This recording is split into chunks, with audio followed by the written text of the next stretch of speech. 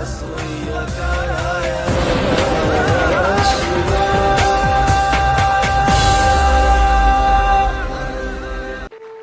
हर महादेव।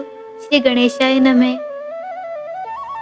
श्री शिव महापुराण का विद्येश्वर संहिता का 15वां अध्याय का अध्ययन करेंगे। देश, काल, पात और दान आदि का विचार।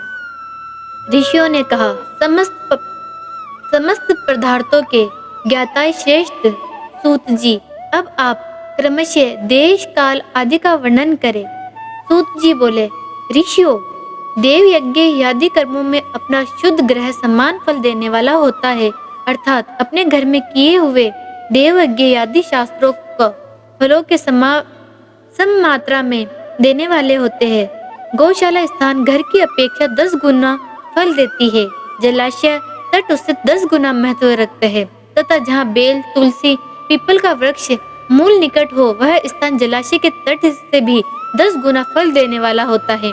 देवालय उससे भी 10 गुने महत्व का स्थान जानना चाहिए। देवालयों से 10 गुना महत्व रखता है। तीर्थ भूमि तट उससे 10 गुना श्रेष्ठ है। नदी का किनारा उससे 10 गुना उत्कृष्ट है। तीर्थ नदी का तट और उससे भी 10 गुना महत्व रखता है। सप्त गंगा नामक नदियों का तीर्थ गंगा, गोदावरी, कावेरी, ताम्रपर्णी, सिंधु, सरयू और नर्मदा, इन 7 नदियों का सप्त गंगा कहा गया है। समुद्र के तट स्थान पर इन्हें से भी 10 गुना पवित्र माना गया है और पर्वत के शिखर का प्रदेश समुद्र तट से भी 10 गुना पावन है। सबसे अधिक महत्व का वह स्थान जानना चाहिए जहाँ मन लग जाए। यहाँ तक कि देश का वर्णन हुआ है। अब काल का तारतम्य बताया जाता है। सतयुग में यज्ञ, दान आदि कर्म पूर्ण फल देने वाले होते हैं, ऐसा जानना चाहिए। त्रेता युग में उसका 3/4 फल मिलता है। द्वापर सदा आधे ही फल की प्राप्ति कही गई है। कलयुग में 1/4 है फल की प्राप्ति समझनी चाहिए। आधा कलयुग बीतने पर 1/4 फल में से भी 1/4 कम हो जाता है। शुद्ध अंतःकरण वाले पुरुष को शुद्ध एवं पवित्र दिन समफल देने वाला होता है। विद्वान ब्राह्मण सूर्य संक्रांति के दिन किया हुआ सत्कर्म शुद्ध दिन की अपेक्षा 10 गुना फल देने वाला होता है, यह जानना चाहिए। उससे भी 10 गुना महत्व उसका कर्म का है जो विषुव नामक योग में किया जाता है। दक्षिणायन आरंभ होने के दिन अर्थात कर की संक्रांति के दिए हुए पुण्य कर्म का महत्व विश्व से 10 गुना माना गया है। उससे भी 10 गुना मकर संक्रांति और उससे भी 10 गुना चंद्र ग्रहण किए हुए पुण्य का महत्व है। उससे किए हुए पुण्य कर्म का फल चंद्र ग्रहण से भी अधिक है, पूर्ण मात्रा में होता है। इस बातों का विश्व पुरुष जानते हैं। जगत रूपी सूर्य राहु रूपी विशेष संयोग होता है, इसलिए सूर्य ग्रहण समय रोग प्रदान करने वाला होता है। अंतः उस विष की शांति के लिए उस समय स्नान, दान और जप करे। तपनिष्ठ योगी और ज्ञान निष्ठ यति ये पूजा के पात्र है, क्योंकि ये पापों के नाश में कारण होते हैं। जिसने 24 लाख गायत्री मंत्र का जाप किया हो, वह ब्राह्मण भी पूजा का उत्तम प्राप्त है। वह संपूर्ण फलों को भागों को देने में समर्थ है, जो पतन से त्राण करता है अर्थात नरक में गिरने से बचाता है। इसके लिए इस गुण के कारण शास्त्र में पात्र शब्द का प्रयोग होता है। वह दाता का पातक से त्राण करने के कारण पात्र कहलाता है। गायत्री अपने गाय का पतन से त्राण करता है, इसलिए वह गायत्री कहलाता है। जैसे इस लोक में जो धनहीन है वह दूसरों को धन नहीं देता, जो यहाँ धनवान है वह दूसरे को धन दे सकता है, उसी तरह जो स्वयं शुद्ध और पवित्र आत्मा है वही दूसरे मनुष्य को त्राण या उद्धार कर सकता है। जो गायत्री का जप करके शुद्ध हो गया है वही शुद्ध ब्राह्मण कहलाता है। इसलिए दान, जप, होम और पूजा सभी कर्मों के लिए वही शुद्ध प्राप्त है। ऐसा ब्राह्मण ही दान तथा रक्षा करने की पात्रता रखता है। स्त्री हो या पुरुष, जो भी भूखा हो वह अन्नदाता पात्र है। जिसकी जिस वस्तु की इच्छा हो उसे वह वस्तु बिना मांगे ही दे दी जाए तो दाताओं को उस दान का पूरा फल प्राप्त होता है। ऐसा महर्षियों की मान्यता है। जो सवाल या याचना करने के बाद किया हुआ वह दान आधा ही फल देने वाला बताया गया है। अपने सेवकों को दिया हुआ दान 1/4 फल देने वाला होता है। जो जाति मात्र ब्राह्मण के दीनता पूर्वक वर्ती जीवन बताता है, उसे दिया हुआ धन का दान दातकों का इस भूतल भूतल पर 10 वर्षों तक भोग प्रदान करने वाला होता है। वही दान यदि वेदवाता ब्राह्मणों को दिया जाए तो वह स्वर्ग लोक में देवताओं के वर्ष से 10 वर्षों तक दिव्य भोग देने वाला होता है। शील और उछलवर्ती से लाया हुआ गुरु दक्षिणा से प्राप्त हुआ अन्न धन शुद्ध द्रव्य कहलाता है। उसका दान दाताओं को पूर्ण फल देने वाला बताया गया है। क्षत्रियों को शौर्य से कमाया हुआ, वैश्यों को व्यापार से आया हुआ, शूद्रों को सेवावर्ती से प्राप्त किया हुआ धन से उत्तम द्रव्य कहलाता है। धर्म की इच्छा रखने वाले स्त्रियों को जो धन पिता एवं पति से मिला हुआ है, उनके लिए वह उत्तम द्रव्य है। गो आदि 12 वस्तुओं का चैत्र आदि 12 महीनों का क्रमशः दान करना चाहिए। गो, भूमि, तिल, सर्वुण, घी, वस्त्र, धान्य, गुड़, चांदी, नमक, कोहड़ा और कन्या, ये वही 12 वस्तु है। इनके गोदान से कायिक, वाचिक, मानसिक पापों का निवारण तथा कायिक और पुण्य कर्मों की पुष्टि होती है। ब्राह्मण भूमि का दान इहलोक और परलोक की प्राप्ति करने वाला होता है। तिल का दान बलवर्धक एवं मृत्यु का निवारक होता है। सुवर्णन का दान जठराग्नों को बढ़ाने वाला तथा वीर्यदायक है। घी का दान पुष्टि कारक होता है। वस्त्र का दान आयु की वृद्धि करवाने वाला होता है। ऐसा जानना चाहिए। धान्य का दान अन्न धन की समृद्धि के कारण होता है। गुड़ का दान मधुर भोजन की प्राप्ति करने के लिए होता है। चांदी के दान से वीर्य की वृद्धि होती है। लवण का दान षड्यंत्र भोजन प्राप्ति कराता है। सब प्रकार का दान सारी समृद्धि के सिद्ध के लिए होता है। विज्ञ पुरुष कुष्मांड के दान की पुष्टिदायक मानते हैं। कन्या का दान आजीवन भोग देने वाला कहा गया है। ब्राह्मणों, वह लोक और परलोक में भी संपूर्ण भोगों की प्राप्ति करने वाला है। वेद और शास्त्रों के गुरु मुख से ग्रहण करने से गुरुदेव उपदेश अथवा स्वयं ही बोध प्राप्त करने के पश्चात जो बुद्धि का यह निश्चित होता है कि कर्मों का फल अवश्य मिलता है, इसी को उच्च कोटि की आस्तिकता कहते हैं। भाई बंधु अथवा राजा के भय से आस्तिकता, बुद्धि या श्रद्धा, या वह कनिष्ठ श्रेणी के आस्तिकता है जो सर्वथा दरिद्र है। इसलिए जिसके पास सभी वस्तुओं का अभाव है वह वाणी अथवा कर्म द्वारा यजन करे। मंत्र, स्तोत्र और जप आदि के वाणी द्वारा किया गया यजन समझना चाहिए तथा तीर्थ यात्रा और व्रत आदि को विद्वान पुरुष शारीरिक यजन मानते हैं। जिस किसी भी उपाय से थोड़ा हो या बहुत देवता तर्पण बुद्धि से जो कुछ भी दिया अथवा फल बुद्धि से जो भी दिया अथवा किया जाए वह दान का सत्कर्म भोगों की प्राप्ति कराने में समर्थ होता है।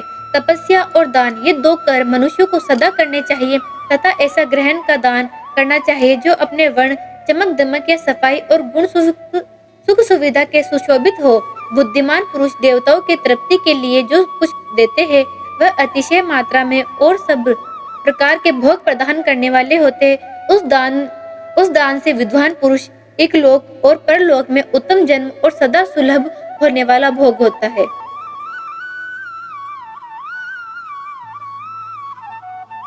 अब हम अध्याय 16 का अध्ययन करेंगे। पृथ्वी आदि से निर्मित देव प्रतिमाओं के पूजन की विधि, उनके लिए नेवत का विचार, पूजन के विभिन्न उपचारों का फल, विशेष मास, वार, तिथि एवं नक्षत्रों के योग में पूजन का विशेष फल तथा लिंग के वैज्ञानिक स्वरूप का विवेचन। ऋषियों ने कहा, साधु शिरोमणि, अब आप पार्थिव प्रतिमा की पूजा का विद्वान बताइए जिससे समस्त अभिष्ट वस्तुओं की प्राप्ति होती है। सूत जी बोले, ऋषियों, तुम लोगों ने बहुत उत्तम बात पूछी है। पार्थिव प्रतिमा का पूजन सदा संपूर्ण मनोरथ का देने वाला होता है तथा दुख का तत्काल निवारण करने वाला होता है। मैं उसका वर्णन करता हूँ, तुम लोग उसको ध्यान देकर सुनो। पृथ्वी आदि की बनी हुई देव प्रतिमाओं की पूजा इस भूतल पर अभिष्टदायक मानी गई है। निश्चय है कि इस पुरुषों को भी स्त्रियों का भी अधिकार है। नदी पोखरे अथवा कुएं में प्रवेश करके पानी से भीतर से मिट्टी ले आए, फिर गंध चूर्ण द्वारा उसका संशोधन करे, शुद्ध मंडप पर रखकर उसे महीन पीसे और साने। इसके बाद हाथ में प्रतिमा बनाए, दूध उसका सुंदर संस्कार करे। उस प्रतिमा में अंग प्रत्यंग अच्छी तरह प्रकट हुए हो तथा वह सब प्रकार के अस्त्र शास्त्रों से संपन्न बनाई गई हो। उसे पद्यासन पर स्थापित करके आदर पूर्वक उसका पूजन करे। गणेश, सूर्य, विष्णु, दुर्गा और शिव की प्रतिमा का, शिव का, शिवलिंग का, द्विजों का सदा पूजन करना चाहिए। पुष्प प्रोक्षण और मंत्र पाठ पूर्वक अभिषेक करे। अगनहीन के चावल से नैवेद्य तैयार करे। सारा नैवेद्य एक कंडव में होना चाहिए, मतलब पाव भर होना चाहिए। घर में पार्थिव पूजन के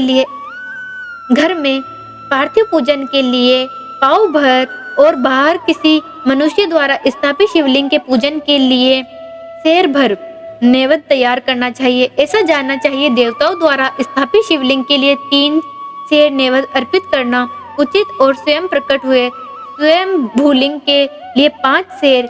ऐसा करने पर पूर्ण फल की प्राप्ति समझनी चाहिए। इस प्रकार सहस्त्र बार पूजा करने से द्विज सत्यलोक को प्राप्त कर लेता है।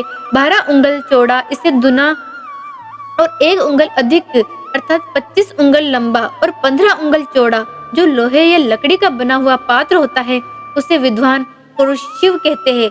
उसका 8वां भाग प्रस्थ कहलाता है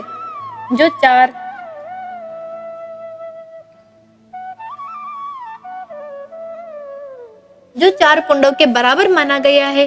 मनुष्य द्वारा स्थापित शिवलिंग के लिए 10 प्रस्थ, ऋषियों द्वारा स्थापित शिवलिंग के लिए 100 प्रस्थ और स्वयं शिवलिंग के लिए 1 सहस्त्र प्रस्थ निवेदन किया जाए तथा जल, तेल आदि एवं गंध द्रव्यों की भी यथा योग्य मात्रा रखी जाए तो यह उन शिवलिंगों की महापूजा बताई जाती है। देवताओं को अभिषेक करने से आत्मशुद्धि होती है, गंध से पुण्य की प्राप्ति होती है, नेवत लगाने से आयु बढ़ती है, तृप्ति होती है, धूप निवेदन करने से धन की प्राप्ति होती है, दीप दिखाने से ज्ञान उदय होता है, तांबुल समर्पण करने से भोग की उपलब्धि होती है। इसलिए स्नान आदि 6 उपचारों को यत्न पूर्वक अर्पित करें। नमस्कार और जप ये दोनों संपूर्ण अभिष्टों को फलों को देने वाला होता है। इसीलिए भोग और मोक्ष की इच्छा रखने वाले लोगों को पूजा के अंत में सदा ही जप और नमस्कार करना चाहिए। मनुष्यों को चाहिए कि वह सदा पहले से मन से पूजा करे, फिर उन उपचारों को करे। देवताओं की पूजा से उन देवताओं के लोकों की प्राप्ति होती है तथा उनके अवान्तर लोकों में यथेष्ट भोग की वस्तुएं उपलब्ध होती है। अब मैं देव पूजा से प्राप्त होने वाला विशेष फलों का वर्णन करता हूँ। तुम लोग श्रद्धा पूर्वक सुनो। विघ्नराज गणेश पूजा से भूलोक में उत्तम अभिष्टी वस्तु की प्राप्ति होती है। शुक्रवार को श्रावण और भाद्रपद मास में के शुक्ल पक्ष की चतुर्थी को पौष मास में शतभिषा नक्षत्र आने पर विधि पूर्वक गणेश जी की पूजा करनी चाहिए। 100 या सहस्त्र दिनों में से 100 या सहस्त्र बार पूजा करें। देवताओं और अग्नि में श्रद्धा रखते हुए किया जाने वाला उनका नित्य पूजन मनुष्यों को पुत्र एवं अभिष्टी वस्तु प्रदान करता है। वह समस्त पापों का शमन तथा भिन्न भिन्न दुष्कर्मों का विनाश करने वाला होता है। उसमें वृद्धि और क्षय नहीं होता है, इसलिए उसे पूर्ण ब्रह्म स्वरूप मानना चाहिए। सूर्योदय काल से लेकर सूर्योदय काल आने तक एक बार उनकी स्थिति मानी गई है। जो ब्राह्मण आदि सभी वर्णों को कर्मों के आधार है, वही तीत के पूर्व भाग की हुई देव पूजा मनुष्यों को पूर्ण भोग प्रदान करने वाली होती है। यदि मध्याह्न के बाद तिथि का आरंभ होता है तो रात्रि युक्त तिथि का पूर्व भाग पितरों के श्राद्धादि कर्म के लिए उत्तम बताया जाता है। ऐसी तिथि का पर भाग ही दिन से युक्त होता है, अंततः वह देव कर्म के लिए प्रशस्त माना गया है। यह मध्य काल तक तिथि रहे तो उदय या व्यापिनी तिथि को ही देव कार्य का ग्रहण करना चाहिए। इसी तरह शुभ तिथि एवं नक्षत्र आदि के देव कार्यों में ग्रह होते हैं। वार आदि का भलभांति विचार करके पूजा और जप आदि करने चाहिए। वेदों में पूजा शब्द का अर्थ इसकी प्रकार योजना की गई है। पूजा अनैन अति पूजा, यह पूजा शब्द की व्युत्पत्ति है। पू का अर्थ है भोग और फल की सिद्धि। वह जिस कर्म से संपन्न होता है उसका नाम पूजा है। मनोवांछित वस्तु तथा ज्ञान है, ये भी अभिष्ट वस्तु है। सकाम भाव वाले को अभिष्ट भोग अपेक्षित होता है। ये दोनों ही पूजा शब्द के अर्थ है। निष्काम भाव लोक और पारंपरिक। इनकी योजना करने से ही पूजा शब्द का सार्थकता है। इस प्रकार लोक और वेद में पूजा शब्द का अर्थ विख्यात है। नित्य और नैमित्तिक कर्म कालांतर में फल देते हैं, किंतु काम्य कर्म का यदि भली भांति अनुष्ठान हुआ हो तो वह तत्काल फल देता है।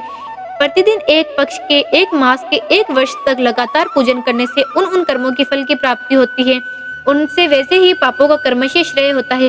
प्रत्येक मास के कृष्ण पक्ष की चतुर्थी तिथि को की हुई महागणित की पूजा एक पक्ष के पापों का नाश करने वाली और एक पक्ष तक उत्तम भोग रूपी फल देने वाली होती है।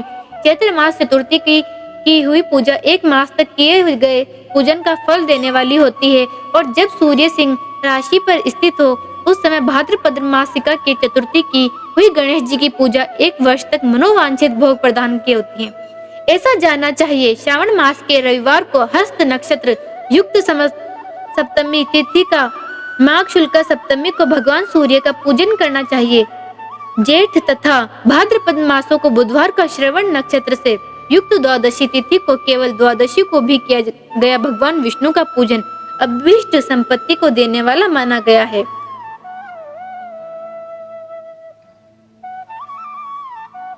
कर्की संक्रांति युक्त श्रावण मास की नवमी तिथि को मृगशिरा नक्षत्र के योग में अंबिका का पूजन करे, वे संपूर्ण मनोवांछित भोग और फलों को देने वाले हैं। ऐश्वर्य की इच्छा रखने वाले पुरुष को उस दिन अवश्य उनकी पूजा करनी चाहिए। अश्विन मास के शुक्ल पक्ष की नवमी तथा संपूर्ण अभीष्ट फलों से देने वाले हैं। उसी मास के कृष्ण पक्ष की चतुर्दशी को यह रविवार पड़ा हो तो उस दिन का महत्व विशेष बढ़ जाता है। उसके साथ ही यदि आद्र और महाद्र सूर्य संक्रांति युक्त आद्र का योग हो तो उस वक्त अवसरों पर की हुई शिव की पूजा विशेष महत्व माना गया है। कृष्ण चतुर्दशी की हुई शिव जी की पूजा संपूर्ण अभीष्ट फलों को देने वाली है।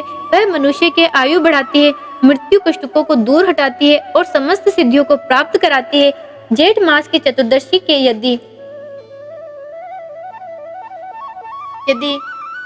महाद्राद का योग हो तथा मार्गशीर्ष मास में किसी भी तिथि का यदि आद्र नक्षत्र हो तो उस अवसर पर विभिन्न वस्तुओं की बनी हुई मूर्ति के रूप में शिव की जो 16 उपचार से पूजा करता है उसे पुण्य आत्मा के चरणों का दर्शन करना चाहिए।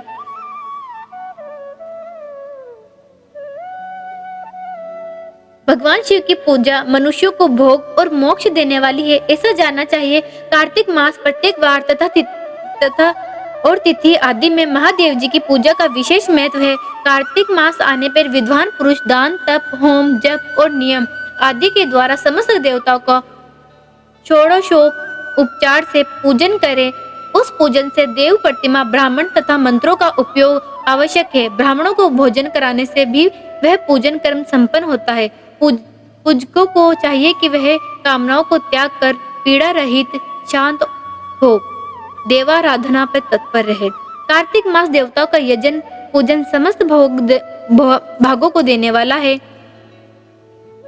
कार्तिक मास के रविवार को भगवान सूर्य की पूजा करके और तेल तथा सूती वस्त्र देने से मनुष्य के कोढ़ आदि रोगों का नाश होता है। हरे काली मिर्च, वस्त्र और खीरा आदि का दान ब्राह्मण को प्रतिष्ठा करने से क्षय के रोग का नाश होता है।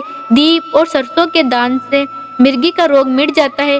कार्तिका नक्षत्र युक्त सोमवार को किया हुआ शिव जी का पूजन मनुष्यों को महान दरिद्रता को मिटाने वाला होता है, संपूर्ण संपत्तियों को देने वाला होता है। घर की आवश्यकता सामग्रियों के साथ ग्रह और क्षेत्र आदि का दान करने से भी उक्त फल की प्राप्ति होती है।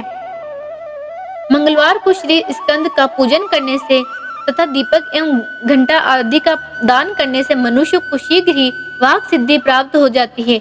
उनके मुंह से निकली हुई हर एक बात सत्य होती है। कार्तिका युक्त बुधवार को किया हुआ श्री विष्णु का यजन तथा दही भात का दान मनुष्यों को उत्तम संतान की प्राप्ति कराने वाला होता है।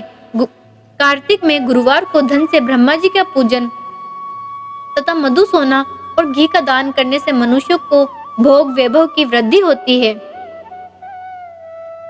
कार्तिक में शुक्रवार को गजानन गणेश जी की पूजा करने से, गंध पुष्प अन्न दान देने से, कार्तिक में शुक्रवार को गणेश जी की पूजा करने से, कार्तिक को शुक्रवार को गणेश जी की पूजा करने से तथा गंध पुष्प एवं अन्न का दान देने से मानवों के भोग्य पदार्थों की वृद्धि होती है। उस दिन सोना चांदी आदि का दान करने से बंधकों को भी उत्तम पुत्र की प्राप्ति होती है। कार्तिका के दिन शनिवार को दिक्पालों की वंदना, दिग्गजों, नाग और सेतुपालों का पूजन, त्रिनेत्रधारी रुद्र, पापहारी विष्णु तथा ज्ञानदाता ब्राह्मण को आराधना और धनवंतरी एवं दोनों अश्विन कुमारों का पूजन करने से रोग दुमूर्त्य एवं अकाल मृत्यु का निवारण होता है तथा तत्कालीन व्याधियों को शांति हो जाती है। नमक, लोहा, तेल और उड़द आदि का त्रिकूट, सोंठ, पीपल और गोल मिर्च, फल, गंध और जल आदि का घृत आदि द्रव पदार्थों का सुवर्ण, मोती आदि कठोर वस्तुओं का भी दान देने से स्वर्ग लोकी का प्राप्ति होती है। इनमें से नमक आदि का मान कम से कम 1 प्रस्थ सेर होना चाहिए। सुवर्ण आदि का मान कम से कम 1 फल। धन की संक्रांति युक्त पौष मास में उषय काल शिव और आदि समस्त देवताओं का पूजन क्रमशः समस्त सिद्धियों की प्राप्ति कराने वाला होता है। इस पूजन से अंगहीन के चावल से तैयार किए गए भविष्य नैवेद्य उत्तम बताया जाता है। पौष मास में नाना प्रकार के अन्न का नैवेद्य विशेष महत्व रखता है। मार्गशीर्ष मास में केवल अन्न का दान करने वाले मनुष्यों को ही संपूर्ण अभिष्ट फलों की प्राप्ति होती है। मार्गशीर्ष मास में अन्न का दान कराने वाले मनुष्यों को सारे पाप नष्ट हो जाते हैं। वह अभिष्ट सिद्धि, आरोग्य, धर्म, वेद का सम्यक ज्ञान एवं अनुष्ठान का फल यह लोक और परलोक, महान भोग, अंत में सनातन योग, मोक्ष तथा वेदांतर ज्ञान की सिद्धि प्राप्ति कर लेता है। जो भोग की इच्छा रखने वाला है वह मनुष्य मार्गशीर्ष मास आने पर कम से कम तीन दिन भी उषय काल अवश्य देवताओं का पूजन करे और पौष मास पूजन करने से खाली न जाने दे। उषय काल में से लेकर संगव काल तक ही पौष मास में पूजन का विशेष महत्व बताया गया है। पौष मास में पूरे महीने भर जितेंद्रिय और निराहार रहकर द्विज, प्रातः काल, मध्य कालांतर वेद माता गायत्री का जप करे। तत्पश्चात रात को सोने तक समय तक के पश्चात आदि मंत्रों का जप करे। सारा चराचर जगत बिंदु नाद स्वरूप है, बिंदु शक्ति है, नाद शिव। इस तरह यह जगत शिव शक्ति स्वरूप ही है। नाद बिंदु का और बिंदु इस जगत का आधार है। ये बिंदु और नाद, शक्ति और शिव संपूर्ण जगत के आधार रूप से स्थित है। बिंदु और नाद से युक्त सब कुछ शिव स्वरूप है, क्योंकि वही सबका आधार है। आधार में ही आद्य का समावेश है। यही सकलीकरण है। इस सकलीकरणी स्थिति में सृष्टि काल में जगत का प्रादुर्भाव होता है। इससे संशय नहीं है। शिवलिंग बिंदु नाद स्वरूप है, अंतः इसे जगत का कारण बताया जाता है। बिंदु देव की और नाद शिव, इन दोनों के संयुक्त रूप ही शिवलिंग कहलाता है। अंतः जन्म के संकट से छुटकारा पाने के लिए शिवलिंग की पूजा करनी चाहिए। बिंदु रूपा देवी उमा माता और नाद स्वरूप भगवान शिव पिता है। इन माता पिता के पूजित होने से परमानंदी की ही प्राप्ति होती है। अंतः परमानंद लाभ लेने के लिए शिवलिंग का विशेष रूप से पूजन करें। देवी उमा जगत की माता है और भगवान शिव जगत के पिता है। जो इनकी सेवा करता है उस पुत्र पर इन दोनों माता पिता की कृपा नित्य अधिक बढ़ती रहती है। वह पूजन कर कृपा करके उसे अपना आंतरिक ऐश्वर्य प्रदान करते हैं।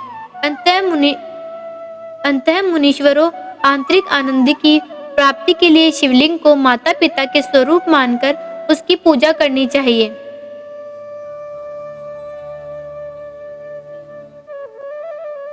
अव्यक्त आंतरिक अधिष्ठान रूप गर्भ को पुरुष कहते हैं।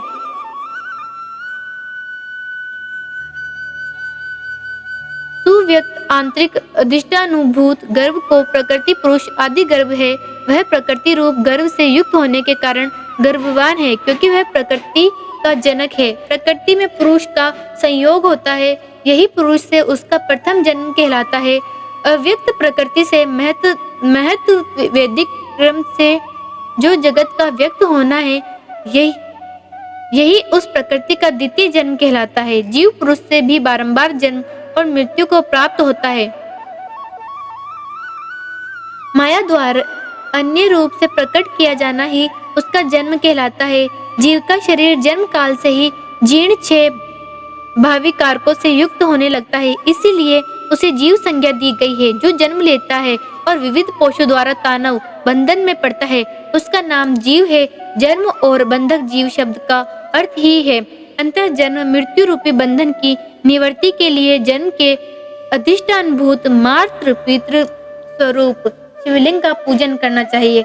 गाय का दूध, गाय का दही और गाय का घी, इन तीनों का पूजन के लिए शहद और शक्कर के साथ पृथक पृथक भी रखें। इन सबको मिलाकर सम्मिलित रूप से पंचामृत भी तैयार करें। फिर गाय के दूध और अन्न के मेल से नैवेद्य तैयार करके प्रणव मंत्र का उच्चारण पूर्वक उसे भगवान शिव को अर्पित करें। संपूर्ण प्रणव को ध्वनि लिंग कहते हैं।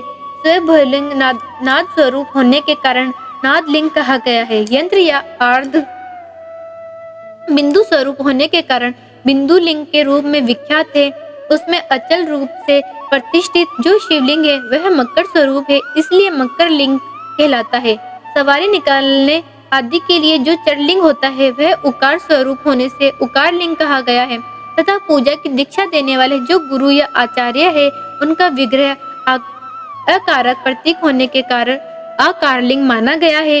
इस प्रकार उकार, मकार, अकार, बिंदु, नाद और ध्वनि के रूप लिंग के 6 भेद है।